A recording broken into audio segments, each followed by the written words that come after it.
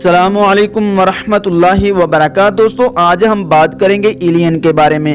کیا اس کائنات میں انسانوں کے علاوہ بھی کوئی انسانوں جیسا یا اس سے ملتا جلتا آباد ہو سکتا ہے؟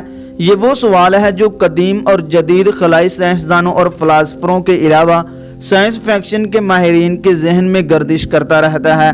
اسی سوال کو لے کر بہت سے فرضی ناول لکھے گئے اور فلمیں بنائی گئیں۔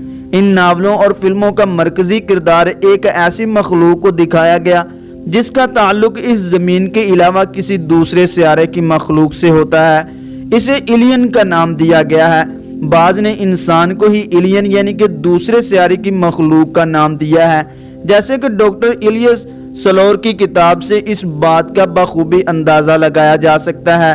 اس کتاب میں ڈاکٹر ایلیس نے یہ ثابت کرنے کے لیے ٹھوس دلائل دیے ہیں کہ انسان کا تعلق اس زمین سے نہیں بلکہ یہ انسان کسی دوسرے سیارے سے لا کر یہاں آباد کیے گئے ہیں۔ 1970 میں جارج واشنگٹن نے اجنبیوں کے لیے لفظ ایلین کا استعمال کیا۔ دراصل امریکہ میں ایک نیا قانون بنایا جا رہا تھا جس میں غیر ملکیوں یا اجنبیوں کو ملکی شہرت دینے کے لیے اور اس حوالے سے قانون پاس کیا گیا۔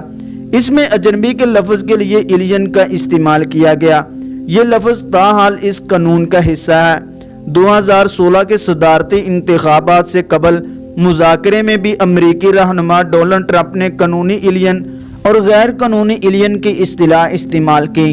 2016 میں سائنسدانوں کو خلا سے ایسے سگنل بھی ملے جن کے بارے میں ان سائنسدانوں کا خیال تھا کہ یہ سگنل ایلین کے مرکز یا پھر میگا اسٹرکچر سے آ رہے ہیں۔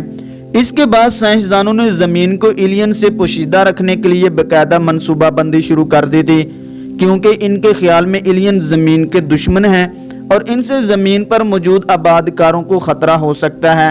ایلین کے ساتھ ساتھ ان کی سواریوں جن کے لیے UFO اڑن شرطیوں کی اصطلاح استعمال کی جاتی ہے، خلائی کہانیوں کے لیے مرکزیت کی حامل رہی ہیں۔ دوستو وقتاً فوقتاً ان اڑن شرطیوں کے حوالے سے بھی خبریں گردش کرتی رہتی ہیں، مگر تاحال اس کی تصدیق اور تردید کرنے سے سائنسدان قاصر نظر آتے ہیں۔ یہی وجہ ہے کہ ہر دور میں ایسے انکشافات بھی سامنے آتے رہتے ہیں جن میں ایلین کی موجودگی اور ان کی زمین کی جانب پیش رفت اور پیش قدمی کے حوالے سے بھی باتیں کی جاتی ہیں۔ چنانچہ UFO کے حوالے سے برطانوی وزارت دفاع نے 1990 میں ایک خفیہ تحقیقاتی مشن قائم کیا تھا جس نے سن 2000 تک کام کیا۔ اس مشن کا مرکزی سوال تھا کہ اب وہاں کوئی ہے۔ بعد ازاں 400 صفحات پر مشتمل ایک رپورٹ جاری کی گئی جس میں کہا گیا ایسے شواہد کا وجود نہیں ہے جن سے یہ اخذ کیا جا سکے کہ UFO کے یہ مشاہدات خطرناک ہیں یا نہیں، یا انہیں کوئی کنٹرول کر رہا ہے، وہ فطری طاقتوں کا نتیجہ ہو سکتے ہیں۔ تاہم یہ سوال پھر باقی رہا کہ اگر UFO ٹھوس مادے سے نہیں بنی تو پھر وہ کیا ہے جسے دنیا کے مختلف علاقوں میں وقتاً فوقتاً دیکھا گیا ہے؟ اس کا جواب اس رپورٹ میں یوں تحریر کیا گیا کہ اس تحقیق کے مطابق ایسا لگتا ہے کہ غیر شناخت شدہ فضائی مشاہدات یعنی کہ UFO ٹوٹتے ہوئے ستاروں اور ان کے اثرات کے نتیجے میں دکھائی دیتے ہیں، یعنی کہ UFO خلا میں مقناطیسی برقی طبیعیاتی اور موسمیاتی فورسز کے درمیان رد عمل میں وجود میں آتے ہیں۔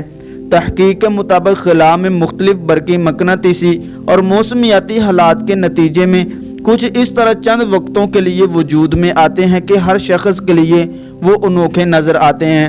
دوستو گزشتہ ہفتے اسرائیلی خلائی ایجنسی کے سابقہ چیف نے اچانک ایک نئی بحث چھیڑ دی تھی۔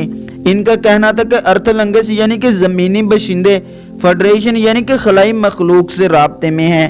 اسرائیل کے وزارت دفاع کے خلائی ڈائریکٹر کے سابقہ سربراہ ہیم ایشد نے اسرائیل کے اخبار کو انٹرویو دیتے ہوئے اس بات کا بھی انکشاف کیا کہ نامعلوم پروازی آبجیکٹوں یعنی کہ UFO نے اس رابطے کو عام یا اسے شائع کرنے سے بھی منع کیا تھا، کیونکہ ایلین کے مطابق انسانیت ابھی اس خبر کے لیے تیار نہیں ہے۔ ہو سکتا ہے کہ انسان یہ خبر سن کر خوف زدہ ہو جائیں۔ پروفیسر ہیم ایشد نے ایلین کے بارے میں مزید یہ بھی بتایا کہ ایلین بھی انسانوں کو جاننے اور سمجھنے کے لیے اتنی ہی دلچسپی رکھتے ہیں جتنی کہ انسان ان کے بارے میں۔ انہوں نے مزید بتایا کہ ایلین کائنات کے بھی تانے بانے کو سمجھنے کی کوشش میں لگے ہوئے ہیں۔ اس انٹرویو میں پروفیسر نے چکا دینے والا انکشاف کرتے ہوئے بتایا کہ امریکی حکومت اور ایلین کے درمیان باقاعدہ طور پر ایک دوسرے کے ساتھ تعاون کا ایک معاہدہ بھی ہو چکا ہے۔ ان معاہدوں میں مریخ کی گہرائیوں میں زیر زمین اڈا بھی شامل ہے جہاں امریکی خلا باز اور ایلین موجود ہیں۔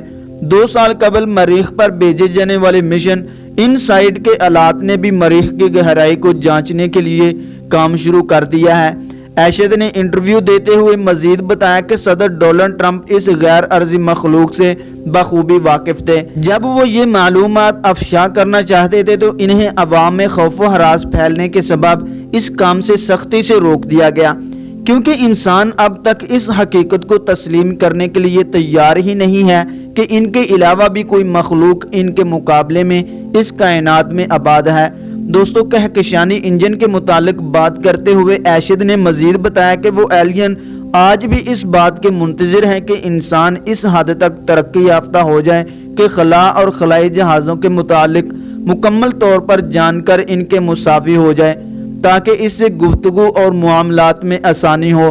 پروفیسر ہییم ایشد کے اس تہلکہ خیز انٹرویو کے بعد اعلیٰ اسرائیلی عہدیداروں اور وائٹ ہاؤس کے ترجمان نے فوری طور پر اس خبر پر رد عمل دینے سے معذرت کر لی تھی، جبکہ پینٹاگون کے ترجمان سیوگو نے اس پر تبصرہ کرنے سے انکار کر دیا تھا۔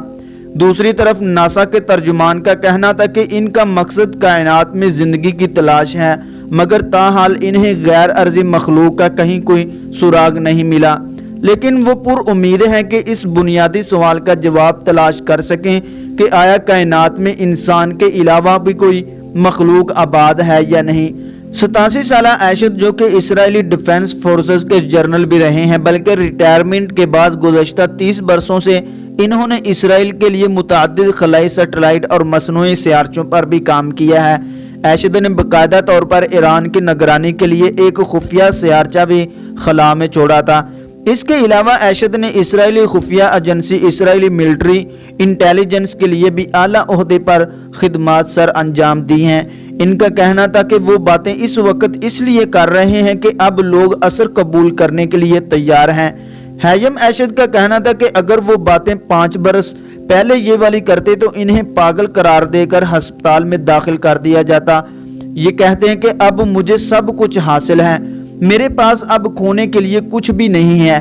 دوستو، دوران انٹرویو انہوں نے تبصرہ کرتے ہوئے کہا کہ مئی 2020 میں جب ٹرمپ کو خلائی فوج کا جھنڈا پیش کیا گیا تو اس موقع پر ٹرمپ کا کہنا تھا کہ اب خلا مستقل ہے، جرم اور دفاع دونوں کے اعتبار سے، اور اب ہم خلا کے لیڈر ہیں۔ امریکہ نے خلا کو فوجی چھانی بنانے کے لیے توجہ مرکوز کر رکھی ہے، جو کہ اس کے سیارچوں اور مواصلات کی حفاظت کے ساتھ ساتھ زمینی سیاست پر بھی نظر رکھے گی۔ دوستو، یہاں پر یہ سوال اہم ہے کہ آخر ایلینز کے بارے میں اتنی جستجو کیوں کی جا رہی ہے؟ بار بار ایلینز کا تذکرہ کر کے انسان کے ذہن کو کس لیے تیار کیا جا رہا ہے؟ اگرچہ اس کائنات میں انسان کے علاوہ بھی رب العزت کی بے شمار مخلوقات موجود ہیں، مگر دوسری مخلوق کو آج تک دیکھا نہیں جا سکا، نہ ہی ان کے دیکھے جانے کے ٹھوس ثبوت موجود ہیں۔ اس دنیا میں جتنا بھی مذہبی، غیر مذہبی اور اصلاحی لٹریچر موجود ہے، اس میں مرکزیت انسان کو حاصل ہے۔ انسان اس خالق کائنات کی بہترین تخلیق ہے جسے اشرف المخلوقات کا درجہ دیا گیا ہے۔ آج کا انسان اس جستجو میں ہے کہ کیا انسان کے علاوہ بھی کوئی دوسری مخلوق اس کائنات میں آباد ہے۔ یہی وہ مرکزی سوال ہے جس پر انسان سمندروں کی تہہ اور خلاؤں کی خاک چھاننے میں مصروف عمل ہے۔ اس کا جواب حاصل کرنے کے لیے قائرین اس ویڈیو کو دیکھ کر بخوبی اس نتیجے پر پہنچ سکتے ہیں اور اپنی رائے قائم کر سکتے ہیں۔ دوستو، آج کی ہماری ویڈیو یہاں تک ہی۔ ویڈیو اچھی لگی ہو تو پلیز لائک کر دیں، چینل کو سبسکرائب کر دیں اور بیل کے بٹن کو بھی دبا دیں تاکہ ہماری ہر نئی آنے والی ویڈیو کا نوٹیفیکیشن بر وقت آپ تک پہنچتا رہے۔ السلام علیکم ورحمۃ اللہ وبرکاتہ۔